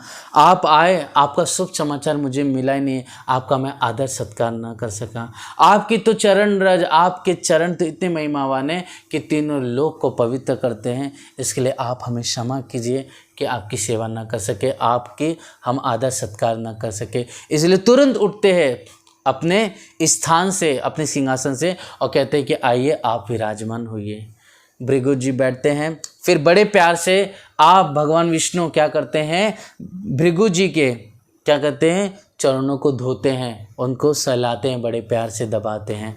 तभी देख करके भृगु की जी के आँख से आंसू निकल आ जाते हैं, और संवाद करके आप वापस से सरस्वती नदी के आपके निकट आते हैं, और सारा वर्णन करते हैं। कहते हैं कि निश्चित रूप से कोई बड़ा है 14 लोक में, तो भगवान विष्णु वही सतोगुण के स्वरूप है। इस तरह से सुंदर सा जी भृगु भी इसी पर ब्राह्मण थे, और यहाँ पर क्या हुआ, अपने अहम में जाकर के भगवान की परीक्षा ले ली इन्होंने भी। इसलिए यही जो ऋषि है, यही जो भृगु है, ब्रह्मा जी, इनको यही कहा गया कि इन लोगों ने जाके भगवान की परीक्षा लेने की कोशिश की। सोचो, है ना, इनको ऐसा नहीं करना चाहिए था। वैसे इनके बड़के लोगों ने भूल की है, इसलिए यहाँ पर क्या है, ये भूल आज तक इन पंडितों और ब्राह्मणों में चली आ रही है। भृगु बड़ा इनका लात मारी छाती, भगवान ए तिन की नस्ल होए असल माफक पहचान। ये इनकी ही नस्ल है, इसके लिए जहाँ असल है तो उनकी नकल भी वैसे की भी वैसी होती है। इस तरह से आप हादी यहाँ पर भागवत के 10वें स्कंद का बयान करते हुए लालदास जी महाराज जी हम सबको सिखापन देते हैं कि ये ब्राह्मण उनके ही वंश है। और गौतम ऋषि ने भी इन ब्राह्मणों को श्राप दिया हुआ है ना, कि जो कलयुग के ब्राह्मण होंगे वो बहुत ही बेकार अवस्था में होंगे। मतलब कहना नहीं चाहता सुंदरसा जी, बहुत इनकी निंदा की गई है। इसलिए विभीषण क्या करते हैं, जब जाते हैं और प्रणाम करते हैं और कहता है कि मैं आपका साथ हूँ, तो कुछ लोग शंका करते हैं। तब विभीषण कहते हैं कि हे भगवान, मैं आपका ही हूँ, किसी लंका मतलब रावण का नहीं हूँ, मैं छल नहीं कर रहा हूँ आपसे। अगर मैं आपसे छल करता हूँ हे भगवान, तो निश्चित रूप से कलयुग में ब्राह्मण बन के पैदा होऊंगा। तब तुरंत रोकता है, तब आर्यो श्री रघुपति राम जी रोकते हैं, कहते हैं ऐसा मत कहो हे विभीषण, हम जानने के जानवर, हम अच्छी तरह से जानते हैं तुम तो मेरे ही हो, तुम अपने हो। इस तरह से कलयुग में ब्राह्मणों की बहुत निंदा की गई है, इसी कारण से, क्योंकि इन्होंने बहुत कहीं ना कहीं अत्याचार किया था गौतम ऋषि पर, इनका श्राप लगा हुआ था। और साथ साथ में ये सब जो वर्णन आया हुआ है, ये सब की वजह से ब्राह्मणों को कलयुग में हर एक प्रकार से निंदित कहा गया है। इसलिए हे सुंदरसान जी, भले आज कोई भी ब्राह्मण है ऐसा नहीं है, लेकिन अगर इसे जान करके समझ करके अगर अपने कर्म को सुधार ले, अपनी करनी आचरण अच्छे रखे, तो निश्चित रूप से वो महान है। लेकिन समझ करके नहीं करता है, अपने अहंकार के वशीभूत रहता है, तो उसकी निश्चित रूप से निंदा होगी। जैसे इन पंडितों की निंदा हुई, वैसे आज भी जो पंडित नहीं समझे और गरीबी धारण नहीं की और सत्य के साथ नहीं चले, तो उन ब्राह्मणों की निंदा निश्चित रूप से होगी।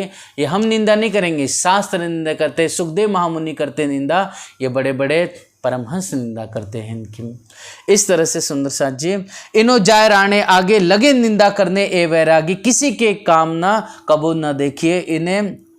इस तरह से यह ब्राह्मण पंडित जा करके हादी और सुंदर साथ की निंदा करते हैं। और दूसरे अंकुर तैसी आवदभूत तिस वास्ते राणे के कछु न भई शुद्ध। इस तरह से सुंदर साथ जी, चूँकि राणा परमधाम का अंकुर नहीं था, इसके लिए आप इस वस्तु को, इस परम धाम की प्यारी नियामत को, तारतम्य इस ज्ञान को वह समझ नहीं पाया और वहाँ तक पहुँच भी नहीं पाया सुंदर साथ के पास। इस तरह से सुंदर साथ जी यो करते, एक दिन राणा चला ताल पर, लेकिन चूँकि आए हुए हैं बहुत सारे साधु संत हैं, इसलिए विचार करके यह राणा तालाब पर दूर से आकर के देखता है। श्री जी साहेब जी तहाँ चले से बाई जा रहे साथ खातर। अब बाई जरा जी और श्री जी यहीं पर तालाब के किनारे थे। तब यहाँ पर आप बादशाह भी दूर से आकर के राणा देख करके दर्शन करता है। और वो सुंदर सा जी तालाब कौन सा था, कल धनी की कृपा से हम उस तालाब के बारे में जाएंगे, हम समझेंगे अच्छी तरह से। और साथ साथ में आगे कितने मुसलमान भाई यहाँ पर ईमान लेकर आते हैं, क्या क्या घटना होती हैं, धनी की कृपा से रास की रामत भी हम साथ मिल कर के गाएंगे। बोलो श्री प्राणनाथ प्यारे। आइए सुंदर साथ जी, प्यार भरी चौपाई को हम दोहरा लें। श्री बाई जी रहे साथ खातर,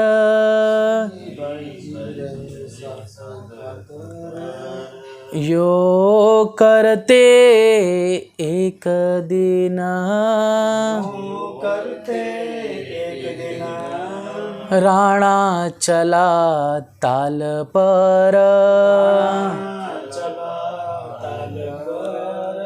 श्री जी साहिब जी तहाँ चले,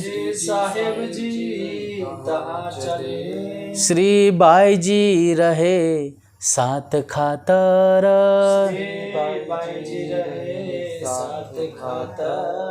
श्री बाई जी रहे साथ खातर,